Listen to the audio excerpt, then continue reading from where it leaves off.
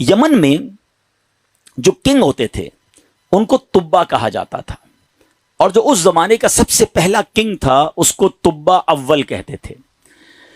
تبا اول بہت بڑا بادشاہ تھا، مسلمان تو تھا نہیں، ایمان تو لایا نہیں تھا، مگر تبا اول کا پلان یہ تھا کہ اس نے ایک بہت بڑا لشکر بنایا۔ اچھا، اس لشکر میں اس نے پلان یہ کیا کہ اس کے پاس 1,13,000 پیدل چلنے والے تھے اور 1,30,000 کے قریب گھوڑا چلانے والے، گھڑ سوار، horse rider. Try to imagine کتنا بڑا اس کا جلوس تھا، کتنا بڑا لشکر تھا۔ وہ اپنے پورے لشکر کو لے کر اس نے پوری دنیا کو ٹریول کرنے کا پلان کیا۔ اچھا، وہ جس شہر میں جاتا سارے شہر کے لوگ باہر آ جاتے، ڈر بھی جاتے، روب میں بھی آ جاتے کہ اتنا بڑا جلوس لے کر ہی آیا ہے، اس کا استقبال بھی کرتے، اور ہر شہر سے وہ 10 اسکالرز، ان کے 10 علماء اپنے ساتھ لے جاتا۔ اتنا لانگ ٹرپ ہو گیا کہ اس کے پاس 4,000 علماء ہو گئے۔ اب انڈرسٹینڈ کریں کہ کتنے شہروں میں وہ گیا ہوگا، 4,000 علماء جمع ہو گئے۔ اب وہ ٹریول کرتے کرتے کرتے مکہ پاک پہنچا۔ اچھا، مکے جب وہ انٹر ہوا تو مکے کے لوگوں نے کوئی اس کو رسپیکٹ نہیں دی، کوئی اس کا استقبال نہیں کیا، اور کوئی جناب اس کا کوئی روب بھی نہیں پڑا۔ تو اس نے اپنے وزیروں کو بلایا کہ یہ کیسے لوگ ہیں، یہ شہر کیسا شہر ہے، نو بڈی کوئی استقبال بھی نہیں ہوا، کوئی ہمارا روب بھی نہیں ہے، کوئی دبدبہ بھی نہیں ہے، ٹیک کیئر بھی نہیں کیا انہوں نے ہمیں۔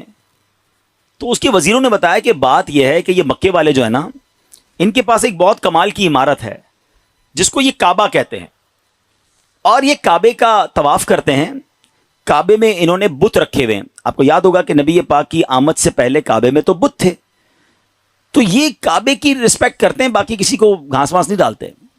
تو بڑا کر رو فر والا کنگ تھا، اتنا بڑا لشکر تھا، اس نے کہتا اچھا ایسی بات ہے تو میں کعبے کو ہی گرا دیتا ہوں، کعبہ ہی ڈیمولش ہو جائے گا تو یہ کس کا طواف کریں گے، پھر یہ سب میرے پاس آ جائیں گے۔ تو اس نے ابھی پلاننگ کی، صرف سوچا، رات اس کے سر میں سیویئر پین شروع ہو گیا، خطرناک قسم کا درد سر۔ اس کی آنکھوں سے، اس کے کان سے اور اس کے ناک سے پانی نکلنے لگا، اور وہ اتنا بدبودار پانی تھا کہ کوئی قریب بھی نہ بیٹھ سکے، اتنا پریشان۔ اچھا، لشکر میں ڈاکٹر بھی تھے، ڈاکٹر بلائے گئے، طبیب آئے، بڑے بڑے علاج کیے، کوئی فرق نہ پڑے، 2-3 دن نکل گئے، تکلیف ختم ہی نہ ہو۔ تو ایک جو ڈاکٹر تھا، جو سب سے بڑا ڈاکٹر تھا، اس نے کہا دیکھیں یہ معاملہ جو ہے نا، مجھے آپ کی بیماری کا نہیں لگ رہا، یہ کوئی آسمانی معاملہ ہے، آپ کسی عالم سے پوچھیے۔ تو انہوں نے اپنے لشکر میں جو سب سے بڑے عالم تھے ان کو بلایا کہ آپ چیک کریں معاملہ کیا ہے۔ تو انہوں نے کہا یہ بتاؤ کہ تم نے کوئی غلط خیال تو نہیں کیا اس شہر کے بارے میں، یہاں کے رہنے والوں کے بارے میں؟ اس نے کہا ہاں، میں نے تو پلان کیا تھا کہ کعبہ گرا دوں گا، یہاں کے مردوں کو قتل کر دوں گا، عورتوں اور بچوں کو قیدی بنا لوں گا۔ تو ان عالم دین نے کہا کہ نہیں، تم نے غلط کیا، تمہیں نہیں پتا کہ یہ کعبہ کیا ہے، اس کا مالک وہ خالق ہے، وہ مالک ہے کہ اگر اس کے بارے میں، کعبے کے بارے میں نیگیٹو سوچو گے تو برباد ہو جاؤ گے، فوراً توبہ کر لو ورنہ تم خود ہی برباد ہو جاؤ گے۔ کہا اچھا ایسی بات ہے۔ تبا نے توبہ کر لی، جیسے ہی توبہ کی تو اس کا سارا درد ختم ہو گیا، وہ فریش ہو گیا، اس کی طبیعت ٹھیک ہو گئی۔ تو اب اس نے دین ابراہیمی اختیار کر لیا، اللہ پر ایمان لایا، اور اس زمانے میں حضرت ابراہیم کا دین چل رہا تھا، ابھی نبی پاک تو آئے نہیں تھے، اس نے دین ابراہیمی ایکسیپٹ کیا اور اس نے اللہ پر ایمان لے آیا۔ اچھا، اب وہاں سے پھر لشکر آگے چلا، اور چلتے چلتے چلتے ایک ایسی بستی میں پہنچا جہاں کھجور کے درخت تھے، بڑی خوشگوار وادی تھی، اور وہاں انہوں نے پڑاؤ ڈالا۔ اچھا، اس لشکر میں جو علماء تھے انہوں نے اپنی کتابیں نکالی، ان کے پاس آسمانی کتابیں تھیں، وہ پڑھتے گئے اور کہنے لگے یہ تو وہی جگہ ہے جہاں ہماری کتابیں بتاتی ہیں جہاں اللہ کے آخری نبی ہجرت کر کے آئیں گے۔ یعنی اس کا مطلب وہ ڈھونڈتے ڈھونڈتے آج کے مدینے میں پہنچ گئے تھے، جس کو آج ہم مدینہ کہتے ہیں نا، یہ وہاں پہنچ گئے تھے۔ تو 400 علماء نے کہا کہ بھائی ہم تو یہ جگہ چھوڑ کے نہیں جائیں گے، پتہ نہیں کب نبی پاک آ جائیں، اب ہم نے یہیں ٹھہرنا ہے، اگر تبا رہنے دے گا تو ٹھیک ہے، بے شک ہماری بوٹی بوٹی کر دے، ہم نے یہ شہر چھوڑ کے نہیں جانا۔ اطلاع تبا کو بھی مل گئی، تبا نے بلایا علماء کو کہ کیا مسئلہ ہے؟ تو کہا دیکھیں حضرت، ہم نے اپنی کتابوں میں پڑھا ہے، ہمارا حساب کتاب بتاتا ہے کہ اللہ کے آخری نبی اسی بستی میں آئیں گے، ہم اس بستی کو چھوڑ کے نہیں جائیں گے، ہم ان کے خادم بن کر رہیں گے، ان کے امتی بنیں گے، ان پر ایمان لائیں گے۔ اچھا، تبا بھی 2-4 دن پہلے ہی یا کچھ دنوں پہلے ہی مکے کی تعظیم سمجھ چکا تھا، اللہ پر ایمان لا چکا تھا، تو اس نے کہا اچھا ایسی بات ہے تو میں بھی رک جاتا ہوں۔ اس نے کیا کیا، 400 علماء کے لیے 400 گھر بنائے، ان 400 علماء کی شادیاں کروائیں، ان کو خوب مال و دولت بھی دیا۔ 1 سال تبا خود بھی وہیں رہا، 1 سال کے بعد دیکھا کہ نبی پاک تو نہیں آئے، تو اب طبا نے ایک کمال کا خط لکھا. سنیے گا پیارے اسلامی بھائیو, یہ دنیا کا انوکھا خط ہے کہ اس کے لیے لکھا جا رہا ہے جو بھی دنیا میں آئے نہیں ہیں. اور کس عشق والی زبان میں طبا بادشاہ نے وہ خط لکھا. اس نے لکھا کہ اس اللہ کے نام سے شروع جو عالمین کا رب ہے, میں جناب رسول اللہ صلی اللہ تعالی وسلم کی بارگاہ میں طبا اول حمیری سلام پیش کرتا ہوں, اور میں آقا علیہ الصلوۃ والسلام کی بارگاہ میں عرض کرتا ہوں کہ حضور اگر میں نے آپ کا زمانہ پا لیا تو میں آپ کی خدمت کروں گا, آپ پر ایمان لاؤں گا, آپ کی سنت پر عمل کروں گا, جو آپ کتاب لے کر آئیں گے میں اس پر بھی عمل کروں گا, اور حضور اگر میں پھر بھی آپ کا زمانہ نہ پا سکوں تو مجھے اپنی غلامی میں قبول فرمائیے, اور قیامت کے دن مجھے میری شفاعت فرمائیے گا, مجھے بھول نہ جائیے گا. بڑا کمال کا عشق والا اس نے خط لکھا. اس خط کو اس نے سیل کیا گولڈن اسٹیمپ لگا کے. اچھا, ایک اور مکان بنایا اس نے, اور جو اس وقت کے سب سے بڑے عالم تھے ان کو وہ لیٹر بھی دیا, اور کہا جب آپ نبی پاک سے اگر آپ کی ملاقات ہو جائے نا تو میرا خط انہیں دیجیے گا, یہ مکان بھی انہیں گفٹ کر دیجیے گا, اور اگر نہ ہو تو آپ اپنے بچے کو کہیے گا, آپ کا انتقال ہونے لگے تو اس کو یہ لیٹر دیجیے گا, اس کو کہیے گا وہ اپنی اولاد کو دے, تاکہ کسی طرح یہ خط جناب آخری نبی صلی اللہ تعالی علیہ وسلم تک پہنچ جائے. یہ کیسا عشق ہے.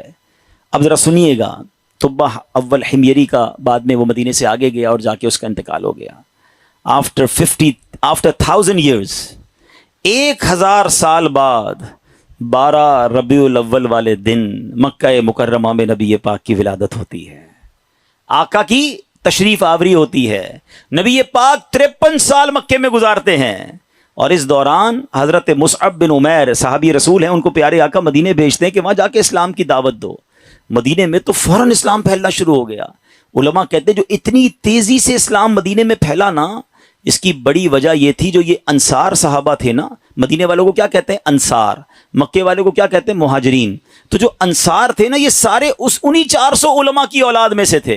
they were waiting from last 1000 years for رسول پاک علیہ الصلوۃ والسلام. یہ تو 1000 سال سے انتظار کر رہے تھے. جیسے ہی حضرت مصعب بن عمیر پہنچے, دیگر مبلغین پہنچے, اللہ کے رسول کی باتیں بتائیں, اسلام کی باتیں بتائیں, دھڑا دھڑ لوگ اسلام قبول کرنے لگ گئے. اچھا, اب قبیلے کے لوگ بیٹھے کہ آخری نبی تو آ گئے ہیں مکے میں, ہمارے پاس ایک لیٹر ہے, اب وہ پہنچانا ہے انہیں.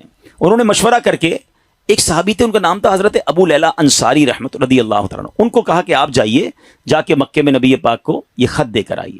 ان صحابی نے ٹریول کیا. جب وہ ٹریول کر کے جانے لگے تو ان کو کسی نے بتایا کہ نبی پاک مکے سے پہلے ایک وادی میں بیٹھے ہیں, صحابہ کرام کے ساتھ جلوہ فرما ہے. اچھا, انہوں نے نبی پاک کو نہیں دیکھا, نبی پاک نے انہیں نہیں دیکھا. سوشل میڈیا کا زمانہ تو تھا نہیں نا کہ کسی طریقے سے دیکھ لیتے. اچھا, یہ گئے اس دربار میں, جیسے ہی داخل ہوئے کمرے میں, نبی پاک صحابہ کے ساتھ بیٹھے ہیں, وہ کمرے میں داخل ہوئے, پیارے آقا فرماتے انتا ابو لیلہ, تم ابو لیلہ ہو. وہ شاکڈ ہو گئے کہ میرا نام کیسے ان کو پتہ چل گیا. کہا جی یا رسول اللہ میرا نام ہی ابو لیلہ ہے. فرمایا تمہارے پاس میری ایک امانت ہوگی, مجھے وہ خط دے دو. ایک بار اور حیران ہو گئے کہ رسول اللہ صلی اللہ علیہ وسلم کو میں نے بتایا نہیں, پہلے ہی ان کو پتا ہے. نبی پاک نے وہ خط لیا, سیدنا ابو بکر صدیق کو وہ خط دیا اور کہا ہے ابو بکر پڑھو. اب بھرے دربار میں وہ عشق والا خط پڑھا گیا ہے. طبا اول حمیری کا وہ عشق کی جو لیٹر تھا وہ پڑھ کر سنایا گیا کہ حضور میں آپ کا امتی, میں آپ کا غلام, مجھے قیامت کے دن بھولیے گا نہیں. اگر آپ کا زمانہ پایا تو آپ کی خدمت کروں گا, زمانہ نہ پا سکا تو پھر بھی میں آپ کا غلام ہوں. اللہ اکبر. نبی پاک نے جب خط پڑھ سنا نا تو پتہ کیا فرمایا, مرحباً اخ الصالح, مرحباً اخ الصالح, میرے نیک بھائی کو مرحبا ہو, نیک بھائی کو مرحبا ہو. امیر پیارے آقا علیہ الصلوۃ والسلام نے اس بادشاہ کو نیک بھائی کہہ کر پکارا. اچھا, اب ابو لیلہ انصاری تو حیران پریشان, نبی پاک پر کلمہ پڑھا, مسلمان ہوئے کہ ان کو مجھ سے پہلے پتہ ہے کہ یہ میرے دل میں کیا ہے اور میں کیا لے کر آیا ہوں. واپس گئے, اپنے شہر والوں کو بتایا کہ بھائی میں تو ان سے مل کر آیا ہوں جو تو غیب کی خبریں دیتے ہیں. اچھا, بہرحال اب نبی پاک نے مکے سے مدینے سفر اختیار کیا. اچھا, مدینے والوں کو انتظار تو بڑا تھا کہ پیارے آقا مدینے آئیں گے. اچھا, نارملی 7 days کا ٹریول ہوتا تھا. اگر مکے سے کوئی اونٹوں پر یا گھوڑوں پر نکلتا تھا نا, it's take almost 7 days to travel. اب آج کل تو ہم 4 گھنٹے میں پہنچ جاتے ہیں, بڑے اچھے روڈ بن گئے ہیں. اب نبی پاک جب روانہ ہوئے تو وہ نیوز مل گئی مدینے والوں کو, لیکن آپ کو پتا ہے کہ وہ ہجرت کا سفر اب نارمل سفر تھا, نارمل سفر نہیں تھا. بڑے پرابلمز تھے, بڑے ہرڈلز تھے. 3 دن 3 راتیں تو نبی پاک کو غار ثور میں رہنا پڑا. راستے میں مکے کے لوگ انٹرسیپٹ کرنے پہنچے ہوئے تھے. تو اب مدینے والے سمجھ رہے تھے کہ 7ویں دن نبی پاک آ جائیں گے. وہ ڈیلی مدینے کے گیٹ پہ جا کے کھڑے ہو جاتے کہ نبی پاک آ جائیں گے. صبح جاتے, ویٹ کرتے, دوپہر ہوتی تو واپس آ جاتے. اگلے دن پھر صبح جا کے کھڑے ہو جاتے. روز استقبال کی تیاریاں ہیں. اچھا آپ کو معلوم ہے نبی پاک علیہ السلام کس دن مدینے میں داخل ہوئے؟ کافی دن لگے، مگر سرور کائنات صلی اللہ تعالیٰ علیہ وسلم جس دن مدینہ منورہ میں صحابہ کے جھرمٹ میں داخل ہوئے نا، وہ دن 12 ربیع الاول کا دن تھا۔ ہاں وہ دن بھی برتھ ڈے آف رسول پاک علیہ السلام تھا۔ سبحان اللہ، اللہ کی شان دیکھیں کہ ربیع الاول کا 12 ربیع الاول کا جو جلوس ہے، کچھ لوگوں کو کنفیوژن ہوتی ہے۔ اللہ اکبر، میرے آقا جو مدینے میں داخل ہوئے تو صحابہ بھی ہیں اور خود پیارے آقا بھی ہیں، بلکہ ایک صحابی کہتے ہیں حضور بغیر پرچم کے کیسے داخل ہوں گے؟ آپ جا رہے ہیں تو شان و شوکت کے ساتھ داخل ہونا ہے۔ اپنا امامہ اتارا، تلوار پہ لگایا، اسے پرچم بنایا، اور جب مدینے میں داخل ہوئے تو ہر طرف سے صدائیں ہیں مرحبا یا رسول اللہ۔ بچیاں تیار ہو کر آئی ہیں، بچے تیار ہو کر آئے ہیں۔ عرب کے لوگوں کا دستور تھا جب کوئی بڑا ایونٹ ہوتا تھا وہ اپنا مخصوص لباس پہنتے تھے، اپنی تلواریں لگاتے تھے، بلکہ اب بھی اگر آپ دیکھیں ان کے تہواروں میں ان کے لباس الگ ہوتے ہیں، وہ سب اپنے اس لیول کے لباس پہن کر کھڑے تھے، کیونکہ آج ان کے لیے عید کا دن تھا۔ اور سبحان اللہ، اس وقت بنو نجار کی بچیوں نے سرور کائنات صلی اللہ تعالی علیہ وسلم کا جو استقبال کیا، جس نغمے کو گنگنا کر، جس نعت کو پڑھ کر انہوں نے استقبال کیا، آج بھی مکے مدینے چلے جائیں، کیسٹ کی دکانوں پر جائیں، بلکہ دنیا کے کسی کونے میں جائیں، یہ نعت عربی ہوں، عجمی ہوں، افریقن ہوں یا امریکن ہوں، سرکار کی یہ نعت دنیا بھر میں پڑھی جاتی ہے۔ اور وہ ان بچیوں نے یہ نعت پڑھی تھی جو آج سیرت کی کتابوں میں بھی لکھی ہیں۔ اور انہوں نے استقبال کیسے کیا تھا؟ وہ الفاظ کیا تھے؟ وہ الفاظ تھے طلع البدر علینا من ثنیات الوداع وجب شکر علینا ما دعا للہ دا۔ کیا کہتی ہیں ہم پر؟ چاند طلوع ہو گیا ہے، طلع البدر علینا، 14ویں رات کا چاند طلوع ہو گیا ہے۔ کہاں پر؟ سنیت الوداع کی گھاٹی میں، جس جگہ یہ استقبال ہوا نا اس علاقے کو سنیت الوداع کہتے ہیں۔ اور وجب الشکر علینا، ہم پر واجب ہو گیا ہے اللہ کا شکر ادا کرنا۔ ما دعا للہ دعا، جب تک لوگ اللہ کے لیے دعوت دیتے رہیں گے، یعنی قیامت تک ہم پر اب یہ شکر اللہ کا واجب ہو گیا کہ نبی پاک ہمارے مدینے آ گئے ہیں۔ آپ کو پتا ہے مدینے کے رنگ کیسے بدلا؟ مدینے کی تقدیر کیسے بدلی؟ مدینہ پہلے یثرب کہلاتا تھا، وہاں کی آب و ہوا میں بیماریاں تھیں، جو جاتا بیمار ہو جاتا تھا۔ اللہ اکبر، مصطفیٰ کریم کے قدم تو کیا لگے، مدینے کے غبار میں بھی شفا ہو گیا ہے۔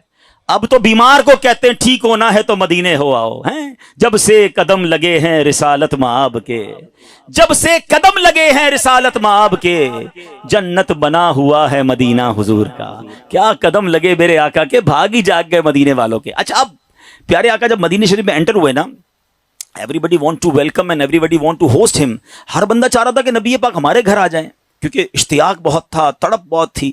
تو نبی پاک نے فرمایا کہ میری جو اونٹنی ہے نا یہ اللہ کے حکم سے بندھی ہوئی ہے، یہ جدھر جا کے رکے گی ادھر جا کر ہی میں نے رہنا ہے۔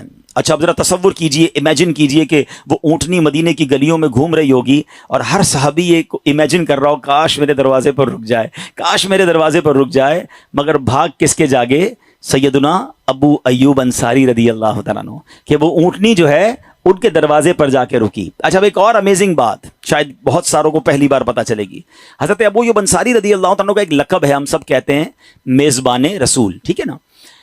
لیکن شاید لوگوں کو نہیں پتا کہ حضرت ابو ایوب انصاری اسی عالم دین کی اولاد سے ہیں کہ جن کو طبہ اول نے لیٹر دیا تھا، جو سب سے بڑے عالم تھے نا، یہ انہی کی اولاد میں سے ہیں۔ اور حضرت ابو ایوب انصاری اسی گھر میں رہتے تھے جو گھر طبہ نے نبی پاک کے لیے گفٹ کے طور پر بنایا تھا۔